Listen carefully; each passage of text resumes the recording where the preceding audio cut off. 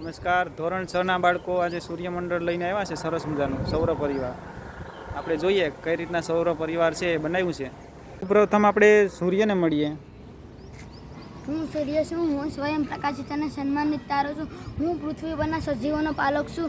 હું પૃથ્વી કરતાં 13 લાખ ગણો મોટો છું. હું પૃથ્વીથી 15 કરોડ કિલોમીટર દૂર છું.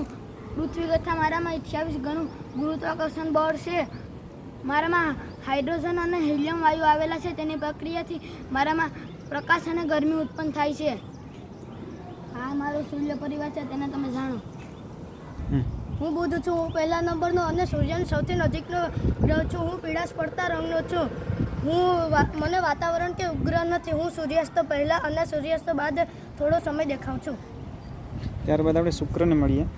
હું શુક્ર છું. હું બુધ અને પૃથ્વીની વચ્ચે આવેલો બીજા નંબરનો ગ્રહ છું. હું સૌથી ચમકતો ગ્રહ છું. મારા ઉપર ગ્રહો નથી. હું પૃથ્વીનો જોડિયો ભાઈ છું. ત્યારબાદ આપણે પૃથ્વીને મળીએ. હું પૃથ્વી છું. હું શુક્ર અને મંગળની વચ્ચે આવેલી છું. મારે એકમાત્ર ઉપગ્રહ છે, તેનું નામ ચંદ્ર છે. મારામાં જ જીવન સૃષ્ટિ છે. મારામાં ઋતુઓ, દિવસ રાત જેવી ઘટનાઓ બને છે. ત્યારબાદ આપણે એના ઉપગ્રહ ચંદ્રને મળીએ. હું ચંદ્ર છું. હું પૃથ્વીનો એકમાત્ર ઉપગ્રહ છું.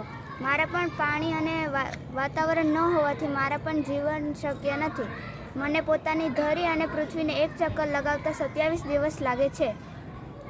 ત્યારબાદ આપણે મંગળને મળીએ. હું મંગળ ગ્રહ છું. હું ચોથા નંબરનો ગ્રહ છું. હું પૃથ્વી અને ગુરુ વચ્ચે આવેલો છું. મારા 2 ઉપગ્રહો છે, ફોબોસ અને ડિબોસ. મારા ઉપર વૈજ્ઞાનિકો જીવન સૃષ્ટિ વિકસાવવાના પ્રયત્નો કરી રહ્યા છે. ત્યારબાદ આપણે ગુરુને મળીએ. હું ગુરુ છું. હું મંગળ અને શનિ વચ્ચે આવેલો 5મા નંબરનો ગ્રહ છું. મારી આસપાસ વાયુઓનું વાતાવરણ છે. હું આછો પીળો અને સફેદ રંગનો છું. મને 79 ઉપગ્રહો છે. ત્યારબાદ આપણે શનિને મળીએ. હું શનિ છું. હું સૂર્ય પરિવારમાં ગુરુ અને યુરેનસની વચ્ચે આવેલો 6થા નંબરનો ગ્રહ છું. મને 62 કરતાં વધારે ઉપયોગી ગ્રહો છે. મારા ઉપર નીલા રંગના તુલસી વલયો છે, તેથી મને પાઘડિયા ગ્રહો કહે છે. હું ગુરુ પછીનો બીજા નંબરનો મોટો ગ્રહ છું. હું યુરેનસ છું. હું પૃથ્વીથી એટલો દૂર છું કે દૂરબીનથી દેખાતો પણ નથી. ત્યાં સૂર્યનો તેજ પણ આછી ચાંદની જેવો લાગે છે. વિલિયમ હર્શલ નામના ખગોળશાસ્ત્રીએ 1781માં મારી શોધ કરી હતી. હું ઠંડો ગ્રહ છું. ત્યારબાદ આપણે નેપચ્યુનને મળીએ. હું નેપચ્યુન છું. હું બાહ્ય ગ્રહ છું.